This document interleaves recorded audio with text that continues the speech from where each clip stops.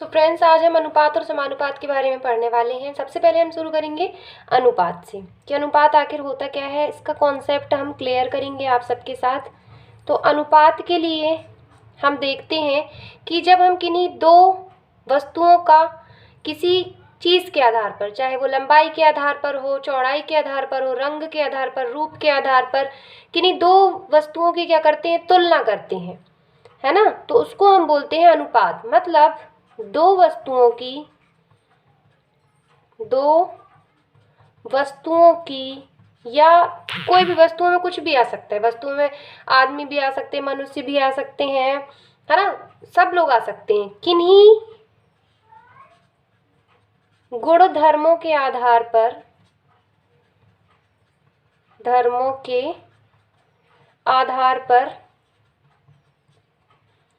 तुलना करते हैं,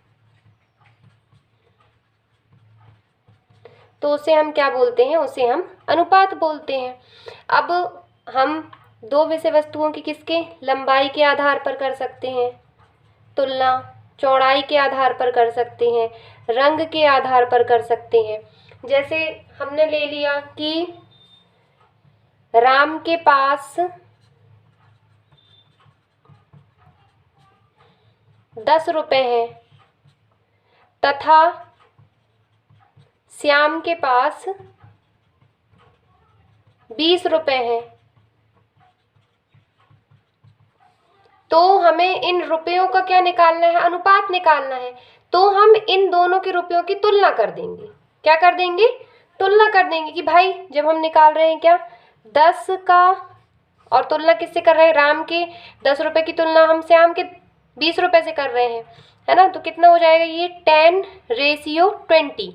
ये जो अनुपात है यही तुलना को दर्शाता है। यही क्या कर रहा है, उसकी तुलना कर रहा है। और तुलना करने को ही हम क्या बोलते हैं, किन्हीं दो विषय वस्तुओं की, उसको हम अनुपात बोलते हैं। तो अनुपात को हम बटे से भी दर्शाते हैं ऐसे। तो ये क्या आ जाएगा, 1/2। और अगर हम बोलें कि श्याम के पास जितने रुपए हैं तो उसकी तुलना हमें राम के पास के रुपयों से करना है, तो क्या हो जाएगा ये 20/10। मतलब क्या आ जाएगा, 10 दूनी 20। तो श्याम के पास राम के पास से 2 गुना पैसे हैं और राम के पास श्याम के पास से आधा पैसा है। तो ऐसे हमें क्या ज्ञात करना होता है, अनुपात। ये तो हो गई अनुपात की बात। तो अनुपात क्या था, किन्हीं दो विषय वस्तुओं के बीच में हमने क्या किया, तुलना किया। ठीक है, तो वो दो चीज़ें हमने मान लो ले ली, ए और बी।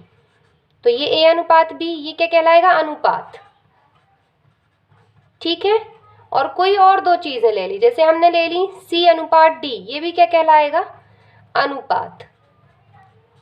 और इन दोनों का अनुपात कहलाता है समानुपात, जिसको हम, ये ए अनुपात बी और ये होता है समानुपात का चिन्ह।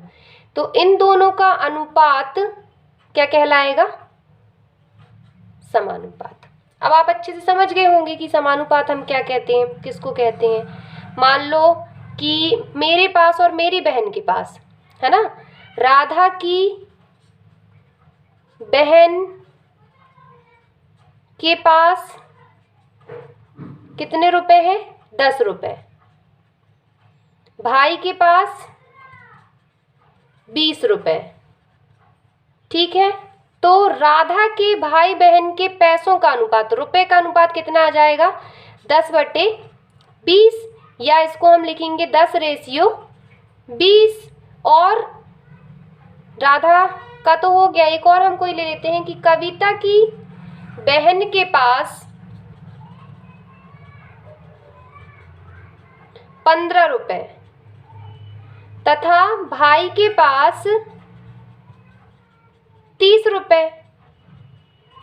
तो इन दोनों का रेशियो हम मान लेते हैं, कितना आ जाएगा, 15/30 बराबर 15/, यहाँ अनुपात का चिन्ह यहाँ पे लगाएंगे तो कितना आ जाएगा, ये भी 15/30। अब इन दोनों का हमें क्या निकालना है, समानुपात। तो इन दोनों का समानुपात निकालने के लिए हम क्या करेंगे, यहाँ इन दोनों का समानुपात, सबसे पहले हमने इन दोनों का अनुपात निकाल लिया और इन दोनों का समानुपात आ जाएगा 10/20 समानुपात 15/30। और ये क्या हो जाएगा, हमारा आंसर। और ऐसे ही हमें क्या करना होता है, अनुपात और समानुपात निकालना होता है। तो ये तो बहुत ही ईजी तरीके से हम अनुपात और समानुपात के बारे में सीख गए। अब जो क्वेश्चंस आते हैं, जो पूछे जाते हैं, उसका भी हम आपको बहुत ही ईजी ट्रिक के साथ सॉल्यूशन देने वाले हैं, तो वीडियो के और आगे तक बने रहें। तो मैं एक उदाहरण ले रही हूँ इसके लिए। जो क्वेश्चन हमारे पास पूछे जाते हैं लिटरली इस टाइप के पूछे जाते हैं, जैसे कि एक रेशियो मैं ले लेती हूँ कि A अनुपात B बराबर कितना है, 5:7 है, ठीक है, तथा C अनुपात या B अनुपात C जो है वो कितना है हमारे पास, बराबर 6:9 है। तो हमें A अनुपात B अनुपात C निकालना है। क्या निकालना है हमें, A अनुपात B अनुपात C निकालना है। तो ऐसे प्रश्न आप सभी को पता है कि आते हैं, है ना, ये कॉम्पिटिटिव एग्जाम में भी पूछे जाते हैं इस टाइप के प्रश्न। तो इनको सॉल्व करने के लिए ट्रिक होती है।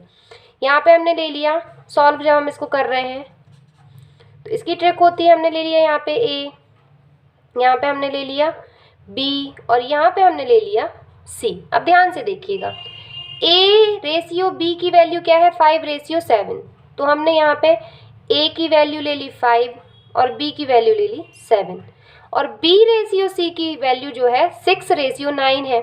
तो B की वैल्यू यहाँ पे कितनी दी गई है, 6, और C की वैल्यू कितनी दी गई है, 9। अब हमें क्या फाइंड करना है, हमें फाइंड करना है A ratio B ratio C। तो इसको सॉल्व करने की बहुत ही अच्छी ट्रिक है। यहाँ पे ये जगह खाली है, तो इसके लास्ट के बाजू में जो संख्या रहती है, जैसे इसमें 7 है तो इधर भी क्या आ जाएगा, 7। यहाँ पे 6 है तो यहाँ पे खाली है तो यहाँ पे भी क्या आ जाएगा, 6। अब हमें इनका क्या कर देना है, गुणा। 6×5 = 30, रेशियो लगा दो। 7×6 = 42, रेशियो लगा दो। 9×7 = 63। तो ये क्या हो जाएगा इसका आंसर, ये क्या निकल आया हमारे पास, रेशियो। ऐसे ही हम किसी भी संख्याओं का रेशियो क्या कर सकते हैं, फाइंड कर सकते हैं। आई होप आपको ये जानकारी बहुत ही अच्छी लगी होगी। रेशियो और प्रोपोर्शन से रिलेटेड और भी जानकारी के लिए आप हमारी चैनल पे बने रहें। अगर अभी तक आपने चैनल को सब्सक्राइब नहीं किया है तो प्लीज़ इसे फटाफट से सब्सक्राइब जरूर कर लें। Thank you so much.